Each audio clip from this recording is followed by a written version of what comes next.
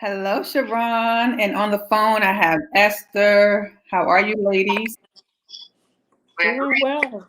Good. Thank you Good. so much for joining me tonight. I've been excited all day to have you on to talk about traumatic grief and the services that you provide um, your clients.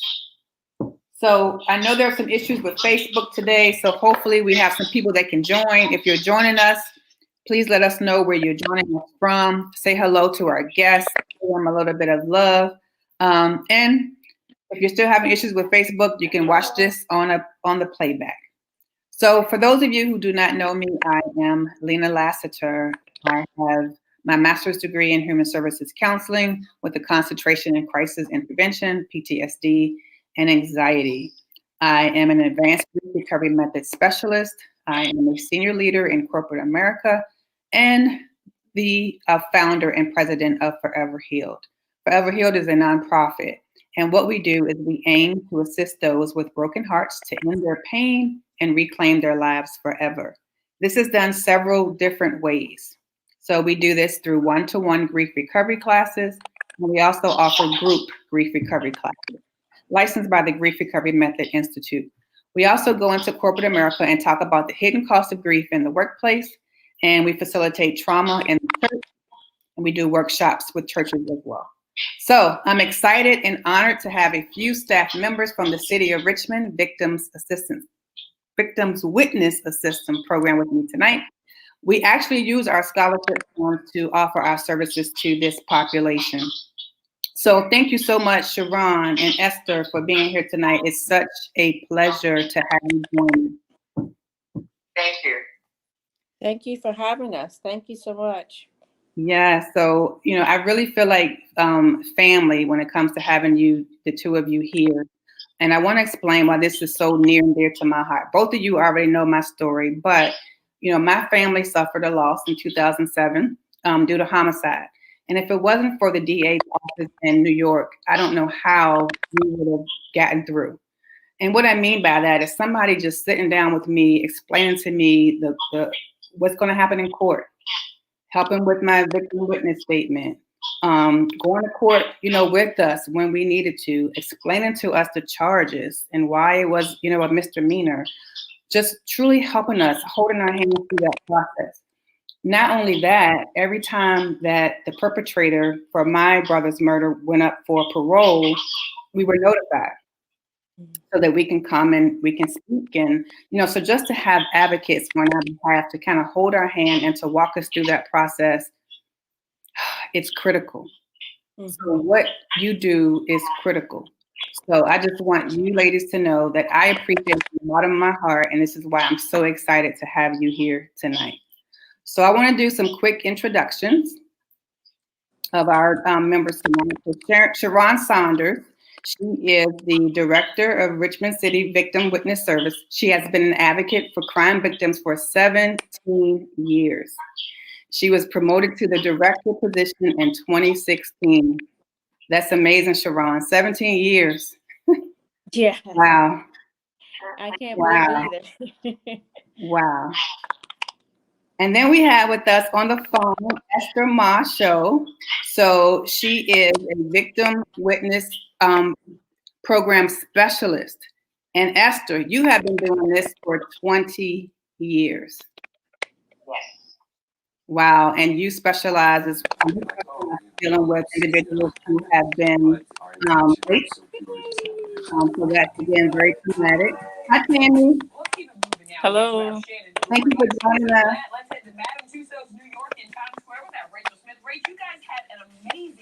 Can you hear me? We can. Can you hear us okay? Yes. Okay.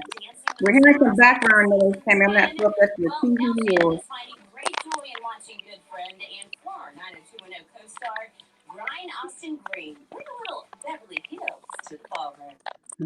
Yeah. How do you think he's going to do? I mean, I think he's going to Tammy, can you hear us? Yeah, I can. Okay. There's some background. Is there a TV on in your background? I'm sorry? Is there a TV on in your background? They were like sizzling on that dance floor. I'm sorry. I'm not catching that. Is there a TV on in your background? Is there a? TV on. She Oh can- yeah, Okay. yeah.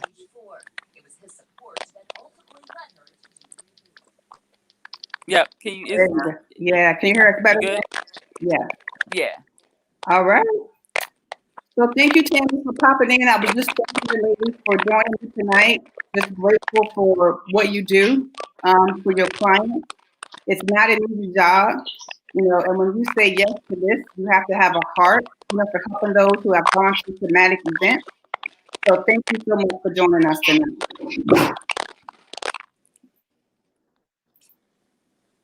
Thank you. All right, Go so ahead, Static. I can hear that too. You still hear it? Yeah, yes, yes.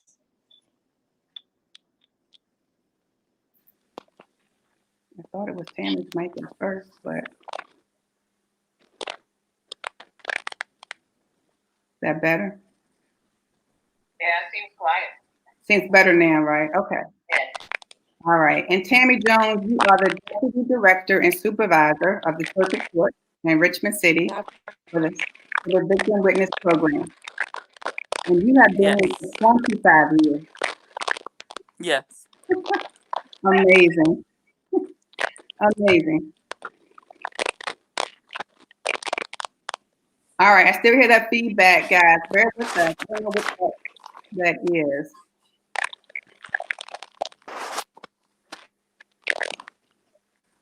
Okay. So for most victims of crime, as you all know, the psychological wounds endure much longer sometimes than the physical wounds, right? So the physical wounds can heal, but there's still a lot of psychological wounds that victims who have dealt with traumatic events will deal with.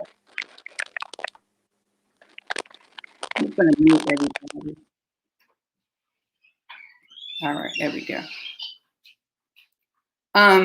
And sometimes the victims of crime, they may suffer from intense fear. They may suffer from shock, terror, victimization. For those who have been raped, sexually assaulted, or robbed, they may feel sometimes guilty. They may feel shame at times. They may self-blame. And I know that you ladies have probably seen a little bit of all of this, right? And there also could be emotions of anger against the perpetrator. There could be frustrations with the judicial system. And then some of them may even feel re-victimized by the court system. So most victims will try to find a reason regarding like what has happened, you know, like why did this happen to me, and you know, and what happened.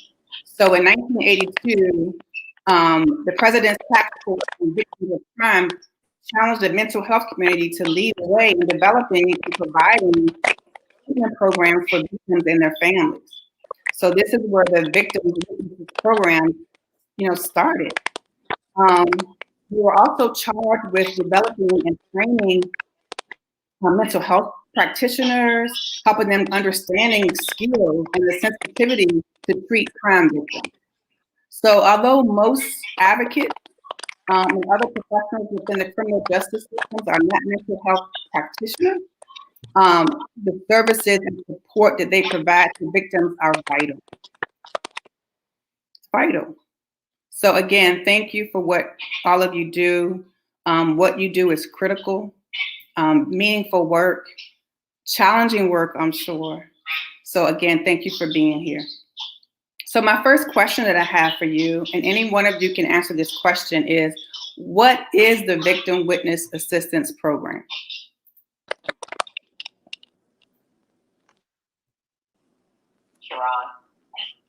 Okay, can you hear me, Lena?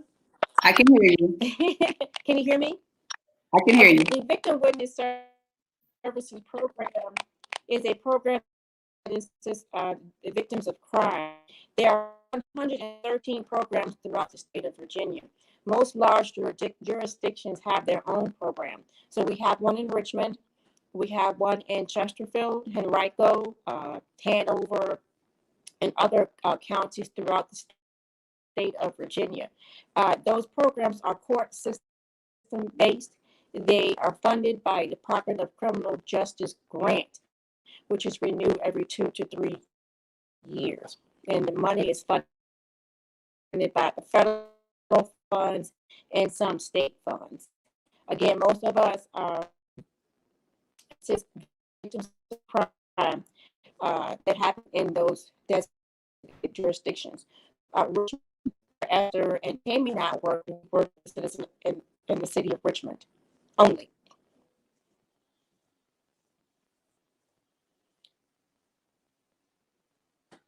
So what we do is we are able to contact victims of crime through police reports, referrals, the Commonwealth Attorney's Office, and we're able to assist them and inform them of their victim rights, of court dates, set up appointments with the Commonwealth Attorney or prosecutor on their case in Virginia.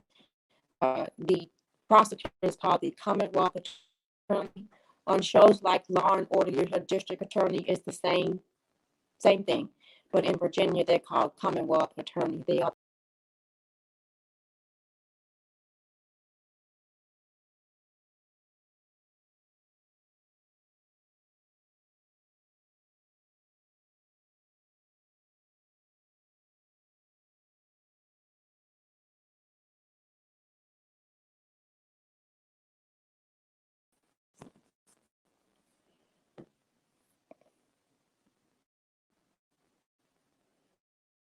years or even longer.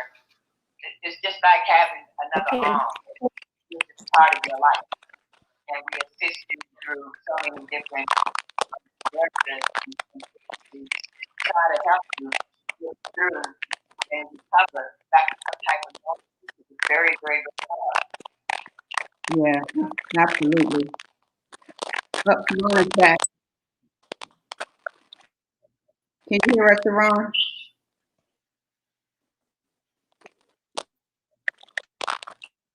my connection is not good. Her connection is not good. Very awful.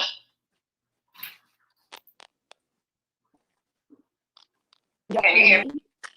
We can hear you. Yes, ma'am. Okay.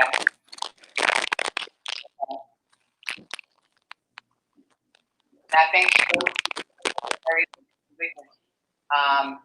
agencies all here in Virginia. Yeah.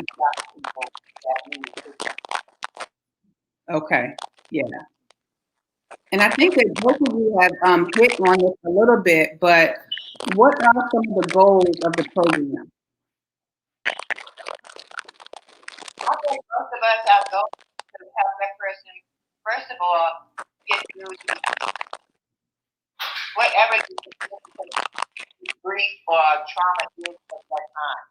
It could be a homicide, wounding, it could be rape, it could be a lot of things. Whatever happens to that person, our goal is to get them through, help them to get through it, and to get back to normalcy as much as you can. Because with most homicides, even rapes or whatever, it's a new life. Yeah. It's a whole new life ahead of you. Yeah. You'll never be that same person again. But we would like to feel that we have helped restore you to some type of justice and normalcy.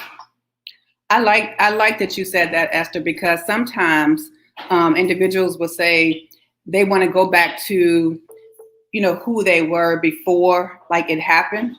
Right. And you're not trying to take them back to that place. No. You want to help them to recover and restore, through this process. Right. Yeah. Because 9 times out of 10, they're not absent from their lives. Something has happened. And what we have to do is realize that we're going to have to, not happy, but we want to get through to the other side, but we want to be able to have some normalcy and comfort in our lives. Right. Yeah. Sharon, we have you on the phone too? Yeah, Okay. I'm sorry. I apologize. I don't know what happened. It was a really bad connection, so I thought it was best we just call in. Okay. Nope, that's fine. Sharon, I'm just going to have you just go back and talk about what the program is, because you were breaking up a little bit. So if you wouldn't mind just going back and talking about what the program is, because you were talking even about your funding, and I think that's important for our viewers to know as well. Oh, sure. The Victim Witness Services program, I think we started in the 80s and the 90s, and there are 113 programs in the state of Virginia. We are all court system-based programs. I was saying that there's a Richmond Victim Witness program in the city of Richmond, and that's where we work. Esther and Tammy and I. There's a program in Chesterfield and Henrico, other counties and cities as well. And we're funded by a grant that we have to apply for every 2 or 3 years. Wow. And it is funded by the Department of Criminal Justice. The majority of it is federal funding, and there's some parts of that is state funded. Some victim witness programs are supported by their locality, and some are not. Okay, so that's good to know. That you have to apply for these grants. Every couple of years to be able to even service these clients. So with that being said, are most of your staff, are they volunteers? No, we're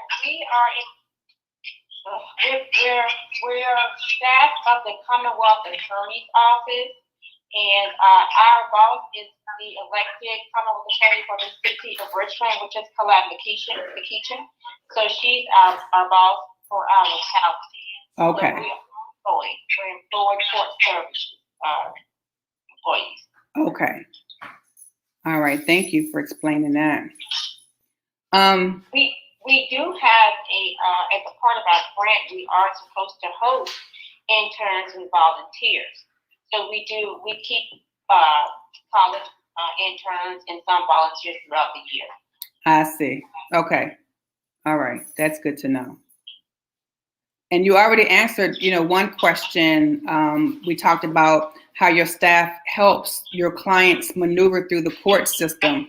Can one of you ladies talk about that? Like, how do you help your clients maneuver through the judicial system?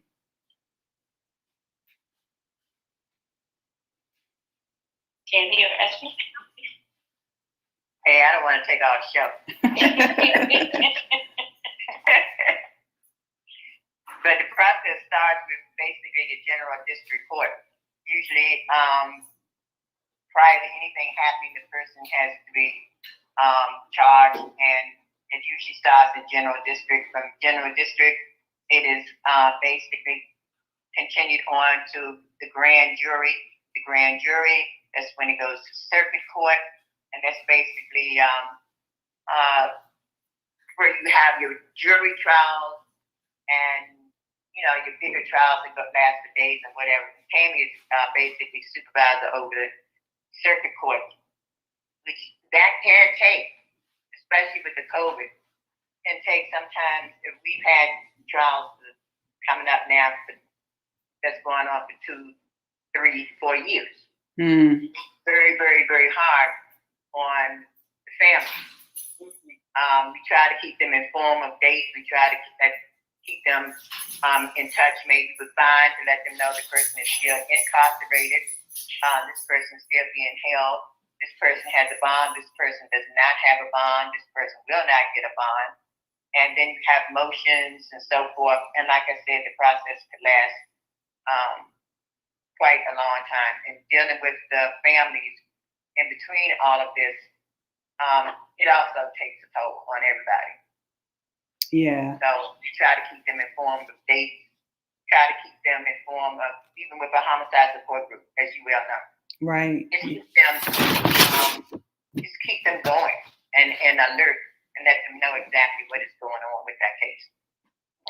Yeah, that's good. And I love what you do even outside of the judicial system, right? So, I know for myself to get text messages from this group on the anniversary of the death or, special dates, birthdays, it means so much to the victims. So again, I just want to even thank you for that work that you do. Tammy, anything else to add regarding that? No, Esther pretty much covered it all. Good. So it's just we a lot of our job goes far beyond what happens in the courtroom. Trying to help women with or victims, period, with housing, or to trying to put someone in a hotel, who is in danger of staying, where they live. So I mean, it's a lot. It's just a lot of different stuff. You never know what they're gonna call you for. Right. And are you ladies assigned to like certain cases? So like once you get a client, do you stick with that client throughout the entire judicial system and afterwards, or is it like a team approach? Well, we not only work with felonies, what Esther was describing, and what Tammy works, but we work with misdemeanors as well. So the court levels are general district, which is at Manchester, and juvenile domestic relations, and John Marshall. So we're in 3 different locations. Wow. And each courthouse has general district level. If it's not a misdemeanor, meaning that the criminal charge will result in a 12 months or less sentencing, then it would be higher than that, a year or more, and that would be a felony. So the only cases we follow from beginning to end would be a homicide, because you want to build that rapport and establish a relationship with that family, as well as sexual charges, as well as domestic violence or intimate partner cases. So those kind of cases we do aside from one person, they will follow that all the way through. But we also work with protective order petitioners as well. Okay. Whew. Heavy stuff. Yes. Heavy stuff. And just some quick statistics. So a woman is beaten every 15 seconds, for those of you who are watching. The leading cause of injury to women ages 15 to 44 is domestic violence. 1 in 5 women in the United States have experienced rape, and 1 in 71 men will be raped. So 1 in 5 women, 1 in 71 men, right? And then the number of homicides rose nearly 30% in 2020 from the prior year. Right. Wow. I can't see all the comments, but Chastity has sent me some comments. Hi, Kathy Mormon Sykes. Good evening. Thank you for joining us. One question came through. Does this program also help the families of victims if a loved one has passed? If it's a homicide, yes. If it's a homicide, Chastity, if it's a homicide.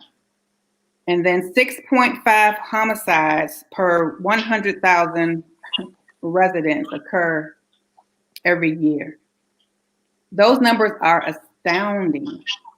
And they are astounding because they're so high, but even knowing that some victims of sexual assault or rape, they don't even report it because of the stigma behind it, the self-shame sometimes, right? So just thinking about these numbers that we have the data on, but I think about the ones who are silent and who haven't come forward. So this stuff is truly heavy. Chastity, if you have any more questions coming through, please send them through to us. So how do you ladies, how do you separate it? How do you not carry on the trauma of your clients? How do you practice that self-care? How do you make sure that you don't take on that secondary trauma?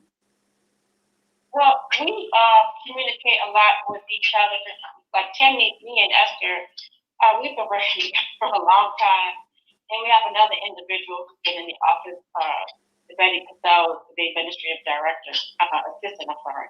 She's been there a while. We talk with each other, and we have inappropriate life with each other, but we can only do that with each other. And we lift each other up. We try to go out when we can. We have outings after the and we just try to lift each other up and do that you're listening to when we're taking on that trauma from our clients. And we not only work with clients that are in court, a lot of our crimes never be inside of a courtroom. Okay. Because either the case cannot be prosecuted due to lack of evidence, or they just don't know who did it, and they're still investigating. Okay. Yeah. Hi, Angela Black. I heard that you were on. Again, I'm not ignoring you guys tonight. There are some issues with Facebook, so I can't see your comments tonight. But my vice president, she sees that you are on. Hi, Tanya. Thank you for joining us tonight as well. Again, I am here with the Victim Witness Assistance Program here, the Richmond City Commonwealth Attorney's Office. We have Sharon with us. We have Tammy and Esther. So they have been doing this collectively for many, many, many years. So again, thank you, ladies, for being here. One other question that I have to ask you is, why did you say yes to this particular call? Because again, this is some heavy stuff that you're dealing with day in and day out. But why did you say yes to the call? Who wants to go first? You can go first, Tammy. Well, for me, it started. I had a cousin who was killed by her husband, and so that started me working with domestic violence. And then I just learned everything I could about it, and a spot just opened up for me at the Commonwealth Attorney's Office. And then from there, as you know, I had a goddaughter that was killed in the city in a drive-by. And so I kind of wanted to make the switch more to work with homicide families. Not that I wasn't working with them. At first, I did have domestic homicides, but there's a lot more of the other homicides than so that's kind of how I got into it. And I just consider it's a ministry to me. I love doing it when I can help. When I can help somebody. Like I had a lady today that she just hugged me and cried because she said I didn't get the protective order, but maybe that's not the reason why I was supposed to be here today. I think I was just supposed to meet you, and that we and for us to talk. Wow. Amazing. Amazing. Sharon? Yes. For me, there's many reasons. I like helping people, and the hardest part of our job is telling someone, no, I can't help you with that. Mm. But because the resources are very, very limited, money is very, very limited. But I will try, and everybody on our staff will try to help as much as we can with our resources. So we want to be able to explain why this is happening, and this is what's going to happen next, and this is why. And we want to be able to explain what's going to happen in court, and this will come next, and then you have this court date, this motion, and we'll be there with you throughout this court process. But it's a cold system, and I don't know if every actor in the court system feels that way, but it is, especially for a victim. And you don't go to school to learn to be a victim and what you should do, who you should call, and who can help you pay your medical bills, who can help you pay a funeral expense. But that's what we're there for. So I like being able to explain to people what resources, what rights you have as a crime victim. Woo. That was powerful. Yeah. And Esther, for you? Well, okay, for me, I just needed a job. I love her. So I was asked, I met somebody there, kind of like in charge to do some part-time work. As I started doing the part-time work, the person that was supposed to be doing the full-time work was really a little sick and leaned upon me to help her through the process. In the meantime, I started gathering all this information. I was like, wow, I'm from a little small town. I ain't never heard of no homicide. What's a homicide? I never really saw violence before, really, in my life. except for Mr. So-and-so hit his wife. Right. But as I started working there and people coming in and someone being killed and raped, and I'm like, oh my God, I mean, where have I been? I've come from a whole different world. And I started helping people. And I like the feeling, which I've always done that anyway. I'm a talker, whatever. I always like doing that. But then I started really helping people, and I saw that I was actually making people not feel better, but I was making them feel better. You know, I was making them feel a lot more comfortable. I put myself into it. Sometimes I put myself into it too much. And I thought I was bionic or something because I wanted to save the world. Wow, that's good. As I got older, I realized you can't do that. So you need to bring it back down. But I still get out there, and that's why we created the homicide support group and stuff, because as Sharon said, it's our passion. Tammy, I listen to her sometimes, and you know, I go to church and stuff, but I don't have that ministry in me like Tammy and Sharon. I'm more of a clown. You know, I like imitating people and stuff like that. But they have that ministry and that seriousness, and it all blends well for all of us. Yeah. And the point is that, you know, we all like helping each other and see people at least get some type of justification. Right. No, and you're right. And you all bring you, right, to the table and to the team. Right. And that's what make you guys work so well. I have a few comments. I want you to hear this. So again, for those of you who are just joining us, we had some technical difficulties in the beginning. Some of you may not be able to hear us or see us on Facebook, but we hope that you will enjoy the replay. So I'm just excited again and honored to have a few staff members from the City of Richmond Victims Witness Assistance Program. We actually use our scholarship funds to offer our services to this population. We do this because, again, from my own testimony, you know, with losing a family member due to homicide, I know how critical this work is. This work is critical that you do. So again, I can't thank you enough. So for those of you who are watching and joined us Am I the only one can't hear?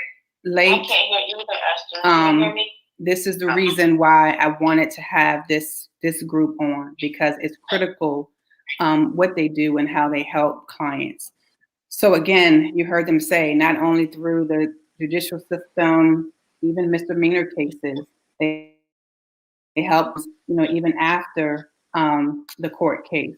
So I want to share a few comments because I think it's important that you ladies hear this, and it's not just coming from me. So someone said, this program does help the families and has been a great emotional support to me after the tragic loss of my loved one.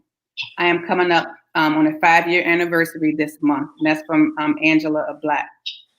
She also said that all you ladies are God sent to do what you do, and have been a blessing to her and so many others. And she said, God bless you all. She's a blessing to have known. Yeah, she's awesome. Bad way. Just a beautiful person. Yeah. And then someone asked the question, ladies, did any of you have to get a degree in what you are doing to help people? So is there a certain degree that you have to do what you do? Experience in the criminal justice system is very helpful. A lot of programs do ask for criminal justice or social work or psychiatry, psychology work. But my caseload is too high to do all that mental health therapy. So I'm looking for someone who can work with our clientele, with mental, who is we talk to and work with us and work with others. It is very helpful to have a degree like in criminal justice or psychiatry or social work. That's very helpful. But I just say it's helpful. Okay. But I don't have a degree. Like I said, at the time I needed, a job. But what I do have is compassion, a willingness to learn anything that I can. And I don't have a degree in psychology, which would definitely help because it seems like we are dealing with a lot of that, mental, emotional, and and truthfully with me, I could pick up a little bit more with the computer side of it. But that I think that now that I don't have it, like, hey, I'm on my way out. It's good, but it's not as good as the person that's willing to work and listen and have compassion. Right. Exactly. And I didn't have it going in. I went back to school while I was there, and I got my criminal justice degree from VCU, and then went on to Liberty to get a counseling master's degree. So it's like I said, it's hopeful, but like Esther said, you have to have compassion and empathy and a non-judgmental attitude to work with our clientele. Yeah. Thank you, Tanya, for your question. So again, ladies, for most victims of crime, the psychological wounds endure long after the physical wounds. So what you're just saying, like you are there for them, emotionally through what they're going through as well. So when their physical wounds have healed, they're still struggling psychologically. And you are there helping them through, that process with providing them resources and education. And again, just that support. And like Angela Black said, just being there for her, during her time of, that challenging time. I know for me, again, personally, just receiving text messages from this group, the anniversaries and birthdays, it means so much to me. So I just want you all to feel and know how much you are loved and appreciated. I know what you do is not easy. I am so grateful for the connection. And I have said this to you before, and I will say it again. Whatever you ladies need from Lena Lassiter, I am here for you. So I really thank you for what you do. It's not easy. Thanks for having me. Oh, we thank you. Thank you as well. So if one thing I would like to say though is that a lot of people they want to get into this work and they seem anxious at first and until they get into it. And then they realize all of a sudden I want more money. Well, it's too many hours and not enough of this, which we all, personally might write about. But it's something that comes with the job. There are days when we might be on the job for 11, 12 hours. Wow. The jury trials may not end until 12 o'clock and have to get back up the next day and come to work. And if you don't have the compassion to deal with all of that, and the pay is not great. The pay is not good, really. So if you don't have the compassion to do this, it's like don't jump in it, because all of a sudden you realize when we talked to you about this before that kids that we talk about, sometimes you might have to leave behind in order for a trial. You forgot, and everything's gone out the window once you got the job. Right. Where even the degrees and the this, that, and together. After a while, everybody's like, "Well, we're tired of all this." And the city of Richmond, it's unfortunately the crime is not getting better. Right. Homicide is up, and everything else is up. So this is something else I want to bring up. No, but you're right. So you have to go in it with the right understanding what you're getting yourself into, truly having the right compassion for it. And I think a lot of people, Esther, like myself, right? I want to do this because of my experiences, something that I have gone through. But if you're not healed, completely, and you jump in trying to help other victims, you will get burnt out really, really fast. So yeah, people need to really understand that. And that's why I just definitely want people to understand just the magnitude of what you ladies do. All right, let's see. Someone said, I think it's awesome how you ladies are helping others to heal. Thank you, Kathy Sykes. Thank you, Kathy Mormon Sykes, for that. And then another question for you. How do you ladies cope with the job and leaving it at the door when you get home? Wow, good question. Well, Well, it was easier when we had COVID because I couldn't let them take anything home. After 4:30, go home unless they were still working. But now we have laptops and we're connected all the time. And you really just have to turn it off. You really do. You just have to make an effort. You know, a lot of us, we watch the news, but those of us who can watch the news, some of us can't. For a long time, I couldn't watch the news. Mm. When I watch the news now, and I hear about a homicide or a domestic violence situation, the first thing I want to know, what's your fiction? Richmond? Right. Probably not a good thing. But that's what I'm looking for, because then I have to get my mind and the active mode. Okay, what's my next step?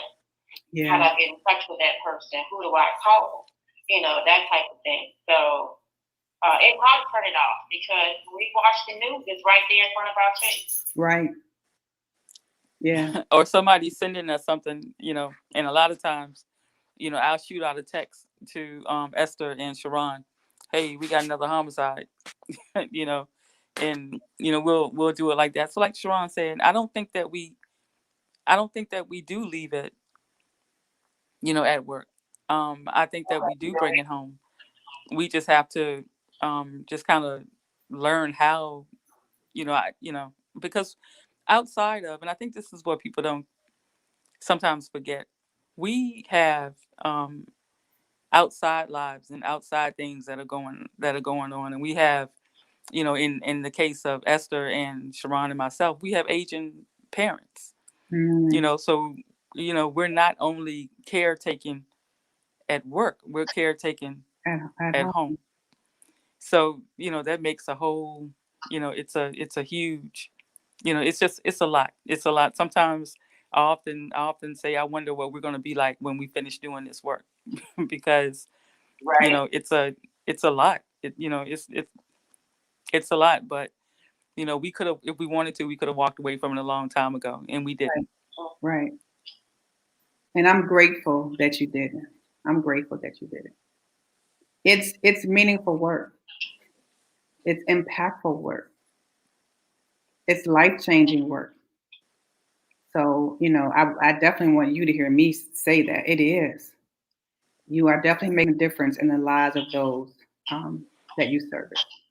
And we definitely thank you and appreciate you for that. Because you're right, you could be doing anything else, but you chose to do this. And it sounds like doing it well and doing it with a heart of compassion and integrity. And that says a lot about all three of you. All right, let me check and see if I have any more questions here. Okay.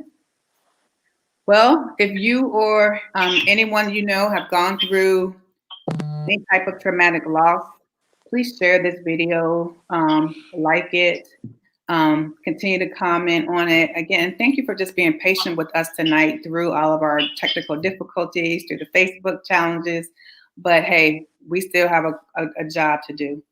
And Tammy and Esther and Sharon, the reason why we started even coming out here live, trust me, Lena did not want to be in front of a camera and sitting out here talking on anybody's platform. But when COVID hit, we weren't able to have our classes, our grief recovery classes in person, because of course we wanted our clients to be safe. So I just said, well, what can we do to help our community? Well, what we're doing now is to bring out SMEs and experts and those who have lived through traumatic events, just come out here to bring hope, to bring joy, and to bring peace to the lives of those who are having challenges. So thank you for doing that tonight, for educating us, for bringing us hope, and for doing what you do. We appreciate it. So thank you all for who joined tonight. Share, like this video. We will be back in 2 weeks. We're going to be talking about PTSD in police officers. So we actually have a panel of police officers coming on the 18th, and they're going to be talking about the trauma that they're faced with day in and day out. So you definitely don't want to miss that one. Thank you, everybody, for joining in. Peaceful rest tonight. Thank you, Tammy, Sharon, and Esther. Love you, ladies. Thank you. We love you too. Thank you. Okay. We also want to remind everyone that October is Domestic Violence Awareness Month. Amen. Domestic Violence Awareness Month, guys. All right. And breast cancer. And breast cancer awareness month. That's right, October. Oh, okay. All right. Thank you. All right. Thanks for having me. All right. Good night. Bye. Bye-bye.